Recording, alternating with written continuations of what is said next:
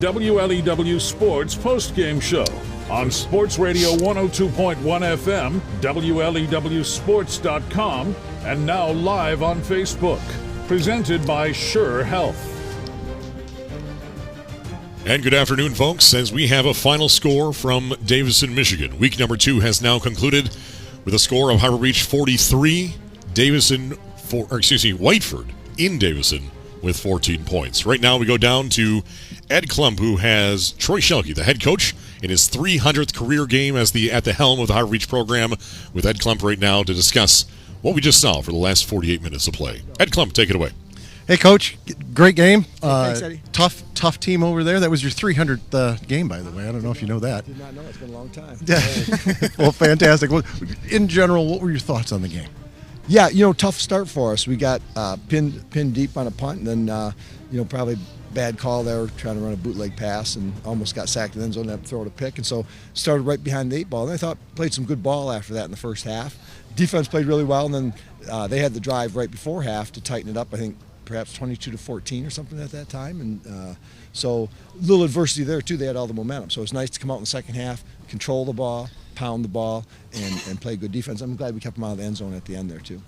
Yeah, it was really, so far as the toughness of Harbor Beach really came through too at the end. This is a tough team, hard-hitting team.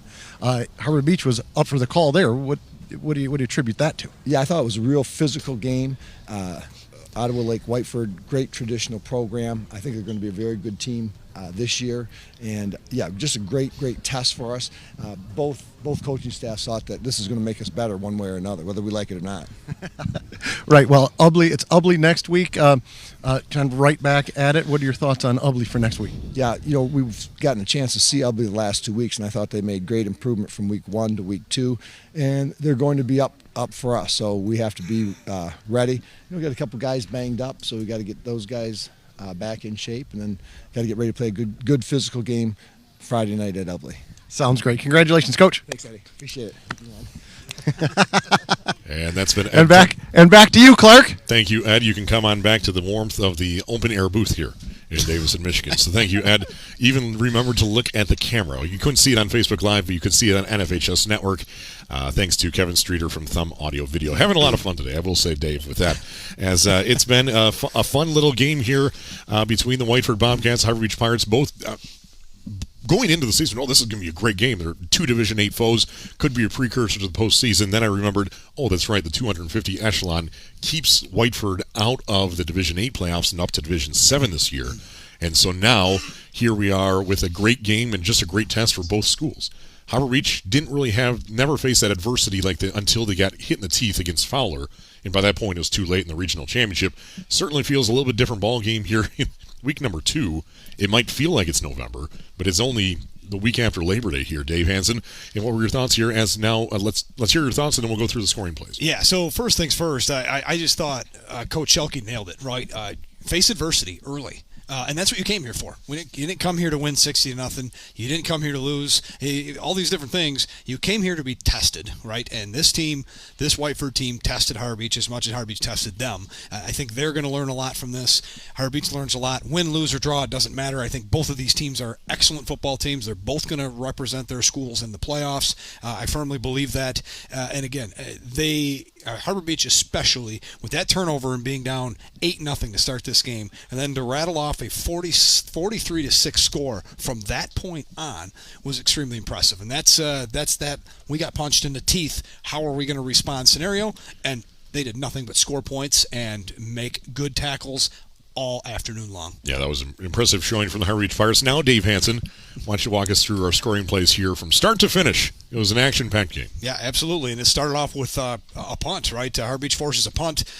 Benson Harper lets it go over his head, takes a crazy bounce all the way inside the 5. Harbor Beach runs for nothing, then decides to go play action in the end zone, and it was everything Caden Buchholz could do to get that ball out of the end zone. Of course, it just flutters into the arms of an opponent, and 2 plays later, Trejo punches it in on a 2-yard touchdown run, and Eitner would hit Stewart for the 2-point conversion, and just like that, it's 8-0 Whiteford. Harbor Beach, though, would respond. Caden Buchholz leads them down the field, hits Benson Harper on a throw him up and go get it pass. Harper extends, gets it, 28-yard touchdown pass is good. The run would be short, and at the end of the first quarter, Whiteford would still have the lead in this game, 8-6. But in the second quarter, all Harbor Beach Pirates. Caden Buchholz, 1-yard touchdown run. He would hit Skylar Cruz for the 2-point conversion, take the lead for the first time, 14-8. Harbor Beach would come up with a stop, go back down the field again. This time a heroic Matt Geiger catch would put them down inside the 2-yard line. Caden Buchholz would punch it in from there on the quarterback keeper. Another 2-point conversion would fail, but Harbor Beach extends their lead 20-8.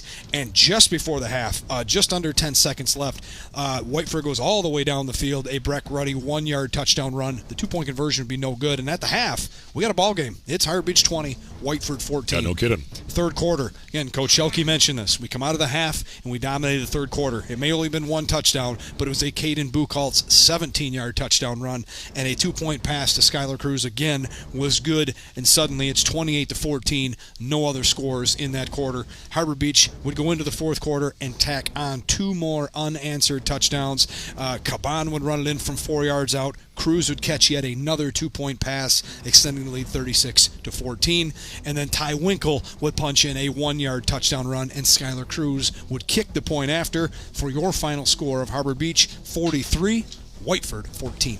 Impressive showing from the Harbor Beach Pirates in week number 2 against a formidable foe in the Whiteford Bobcats. They made it to the state championship, I believe, 4 times in a 7-year span, bringing home 2 state championships. We saw them twice against the Ubly Bearcats in 2022 when Whiteford won, then 2023 when Ubly won. That is a blue-chip program, who now in Division 7, and I love the test that for Whiteford as well as for Harbor Beach. It seems like that, well, we say is a lot battle-tested, what that team's going to do come playoff time. It's great in week number 2, but to face a team like this in week number 2, the last time Harbor Beach played an opponent non-conference in week number 2, 2012, when they went up to Gaylord on a neutral site to play Menominee, which was a Division 5 foe, I do believe. At that time. That time. So today, a Division 7 foe in the Whiteford Bobcats, but an impressive showing. We saw Harbor Beach get kicked in the teeth to start that Fowler game last year in the regional championship. They never really reacted because they didn't know, they never were in the situations. Today, they throw an interception into the second play of the offense for Harbor Beach after forcing a punt for Whiteford to start the game, saying, okay, here we go. And then all of a sudden, Harbor Beach coughs it up. Whiteford's leading 8-0. And like you said, 43-6 was the score from that point forward. That's right. That's how you respond, especially in week number 2. But when you have that many seniors on this team, led by Caden Buchholz, Benson Harper, Rogan Messing, Andrew Caban, that core 4, you throw in Skylar Cruz, you throw in the line, you throw in Matt Geiger, you throw in Peyton Rungbach, you throw in Noah Mellendorf, Matt Geiger, Rogan Messing, Jonah Dimmock, you name it, you can say whoever you want at that point. But really, the off-season weight room has certainly paid off. The mentality, the intensity. I asked Coach Rubel, defensive coordinator today, how's it been practice? Was the intensity still there? You're coming off a big win at Cass City. Is the focus there? He said, it's been a great week of practice. The intensity's been there since the first day of practice and conditioning even before that, and it's starting to show here in week 2 and then going into the backyard brawl against the Ubly Bearcats next week. Yeah, they can see it. They can taste it. They can feel it. And you know what? They got a bad taste in their mouths from last year. Yes. There was a lot of us, myself included, that thought this football team was better last year. Yes. I'm not so sure that at this point, and I hope they keep. Yeah, I can't say that. Yeah. I hope they keep questioning that because they keep saying to themselves, "We are better than last year. We are more improved." And it starts to me with the offensive line. They continue. I don't want to say to surprise, but they continue to be a bright spot versus a question mark. And if they can continue to do that, I think the defensive setup. They got enough big bodies up front. They got 4 really good linebackers that are all over the field all the time. The communication's good, and of course you got Benson Harper. I like to say plays center field. You throw a ball in the air, there's not too many people who are going to get under it faster than him. Yeah. So again, they have the tools, they have all the pieces.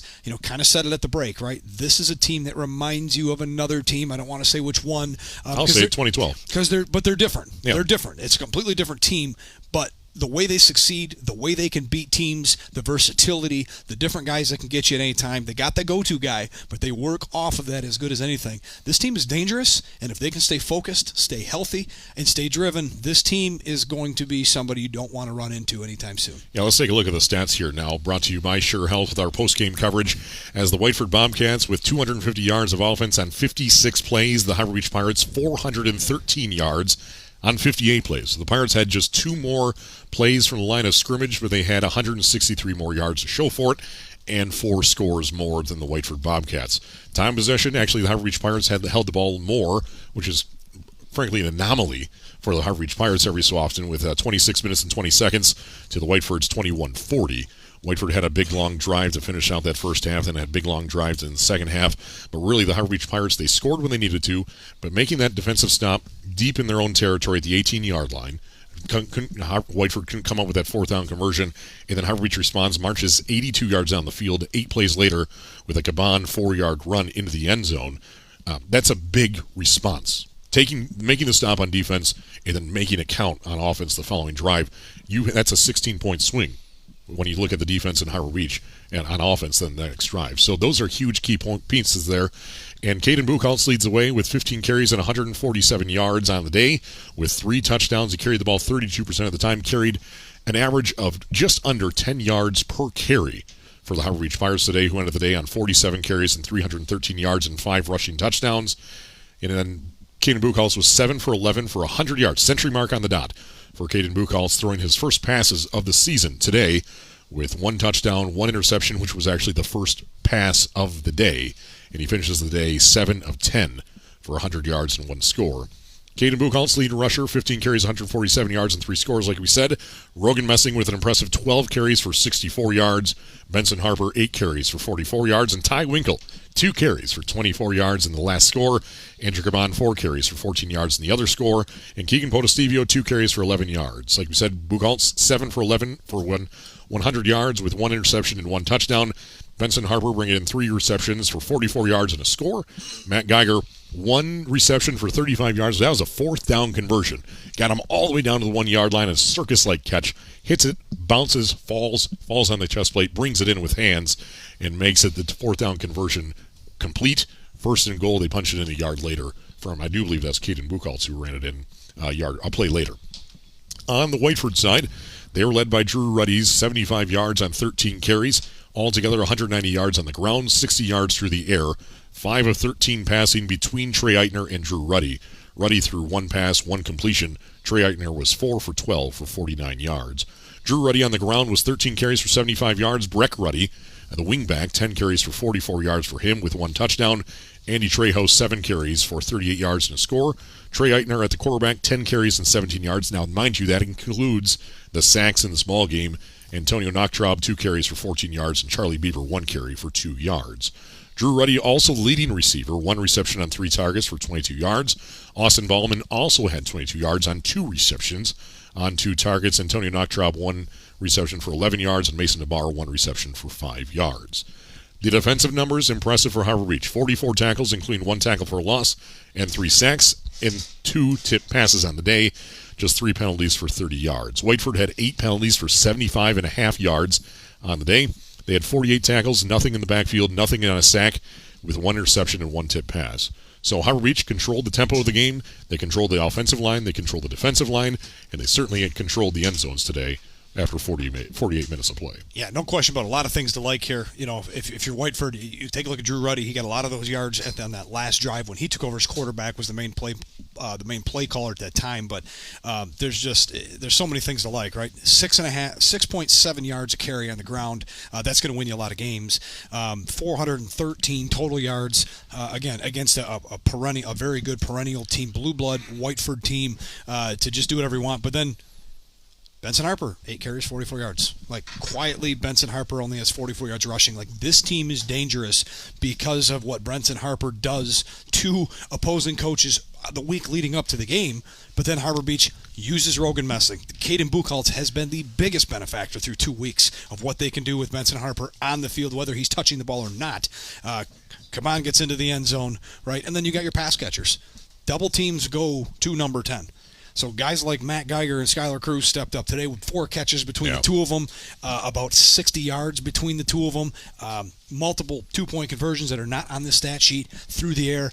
So this team, again, is dangerous because of how they utilize their star players, and you work everybody in around them, taking advantage of mismatches in one-on-one coverage elsewhere. So now we bring in Ed Klum, who's on the sidelines all day today on the Harbor Beach side. Ed Klum, we saw it from high atop the field here. What was the feeling on the sideline? It's certainly a lot of things went right for the Harbor Beach Pirates, which always makes the day a lot easier. But what was it like on the field? Well, I think this team, so far as hitting and everything else like that goes, it might be even a little bit tougher than last week even. I think they're up for the challenge. They showed that they have grit, that they're going to come out, they're going to hit hard, and I think the toughness really kind of showed more than anything, both mental and physical too, because when you start off like that, it's easy to fold a little bit. Yeah. But they didn't. They came right out. They tightened everything up. Looked really good after that the first snafu. Yeah, like Dave said, after that first touchdown, after that snafu on the interception, the score was 43-6 from that point forward in favor of the Harbor Beach Pirates. So, did you guys know we have cameras, by the way? yeah, well, it took you only about 3/4 of the game to figure out that we have cameras. As we've been having a blast, thanks to Kevin Streeter, who's frankly probably freezing above us here. Right. He was wearing a T-shirt earlier today as he's been putting this whole production together on the NFHS network. It does require a subscription, but you can watch the game on there. Thumb Audio Video does a phenomenal job. They actually cover every Millington game throughout the season, and then, of course, being Saturday, he was able to cover this game. We'll be back with him in week number 9 when it's Harbor Beach at Millington.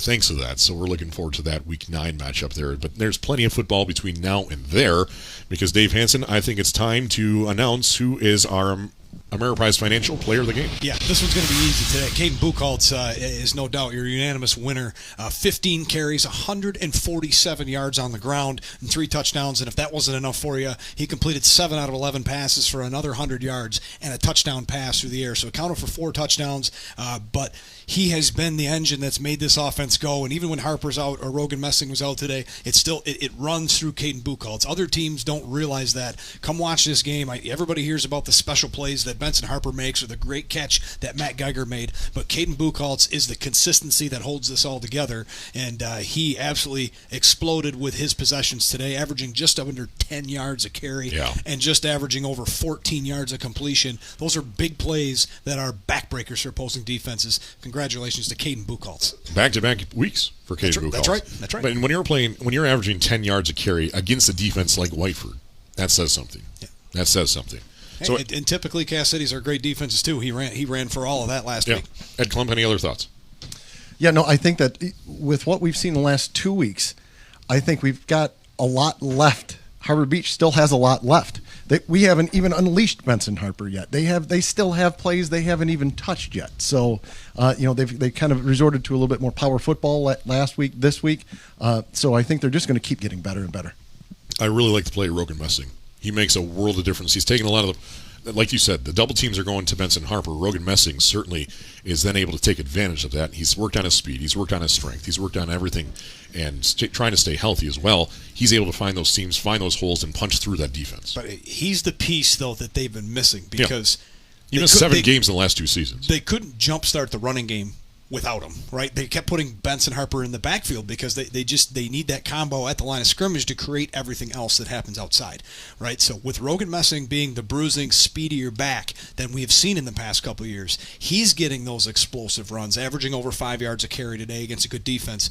He works with Caden Buchholz in that backfield. It's hard to pick which one to stop, and heaven forbid that Caden Buchholz fakes it to him, keeps it himself, and now you've drawn in those defenders. It's one-on-one over the top. Who are we throwing it to? We saw it right here in the bottom corner. There's not one person on this field that could stop number 10 one-on-one when that ball's up in the air. Well, and with Rogan, too, it's not just running, too. When he got that stinger, that was on a block. That was because he absolutely blew somebody up. So in the run game, it's not just when he has the ball in his hands, but it's when he's knocking people over. I'd like to take that one step further because you jarred my memory, because he is even more important on the defensive side. Yep. That his spot at the linebacker spot, when you run over there, they can count on him to not only be in his spot, but make the tackle, right? He's getting his hands on you, and you're not going a whole lot further. So as much as we like what he brings to the table for the offense to open everything else up the way it's drew up, but on defense, he's a sure tackler and a physical player, and he hurts you. He hits you hard every time you touch the ball. And he makes up for the lack of athleticism of his father.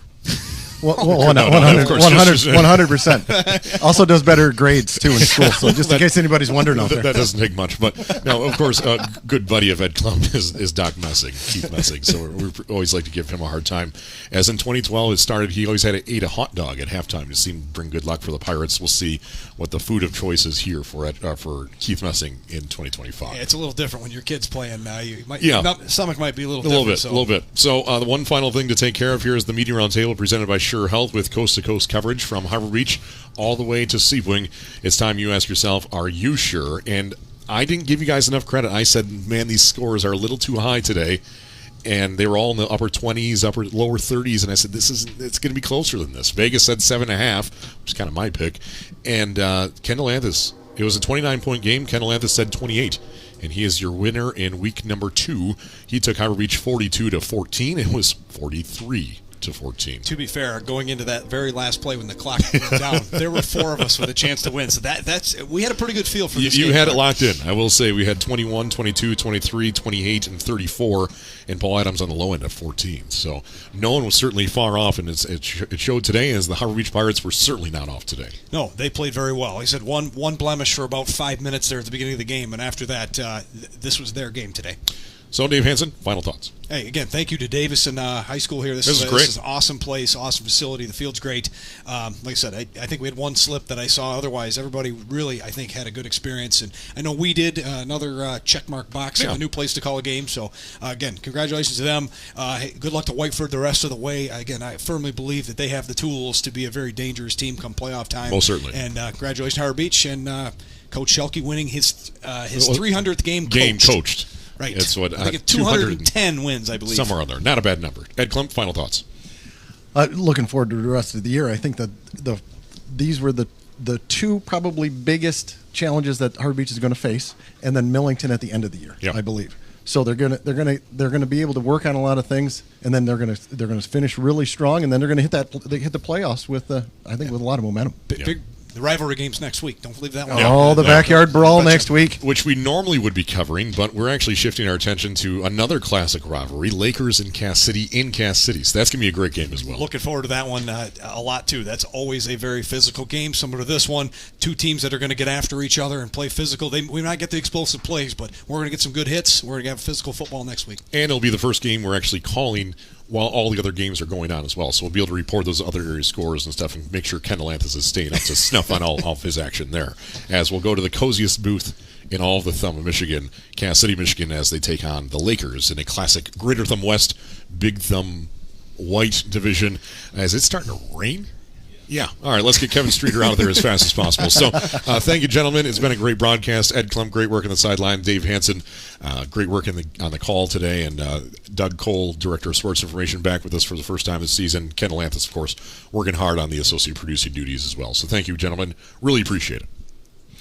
Always a pleasure, Clark. Okay. All right. You guys start turning down so we can get to Lucky Steakhouse as fast as possible. There we go. And a big thank you to Kevin Streeter, who's up in the rain right now above us with Thumb Audio Video. This has been a lot of fun, and we hope to do this once again very soon. Today's game broadcast was being brought to you by Thumb Sailor and Anchor Valley Services, that's the wrong button, and AVS Broadband, Conic Radiator, and Air Conditioning of Mad Axe. Randy Sunny Center, 269 Guns, North Star Bank, guiding the way. Countryside Sales and Service, DS Services of Cass City, Thumb Bank and Trust, Thumb Electric and TEC Fiber, Harbor Beach Community Hospital, proud partner of Sure Health, Albert Insurance Agency of Port Hope and Harbor Beach, Ramsey Funeral Home, our family serving yours since 1948. Harbor Beach Hardware, don't do it just good, do it best. Harbor Beach Community Schools, and Sure Health. Better health, better life. Are you sure? So on behalf of our entire broadcast team, Ed Klump on the sidelines for us, Dave Hansen, in-game analysis, Director of Sports Information, off-air, off-screen. That'd be Doug Cole and our associate producer, Kendall Anthus. Dan Banky had the weekend off as the best spotter in the business. He will return next Friday as we turn our attention to the Big Thumb White between the Elkton Pigeon Bayport Lakers on the road against the Cass City Redhawks. Final score from here, Harbor Beach 43, Whiteford 14 in week number 2. Good night, folks. Drive safe. We'll see you next Friday. This has been a presentation of the WLEW Sports Network, powered by AVS Broadband. On Sports Radio 102.1 FM and live and worldwide at WLEWsports.com. Like us on Facebook and follow us on Twitter. Just search for WLEW Sports. Your home for high school football is the WLEW Sports Network.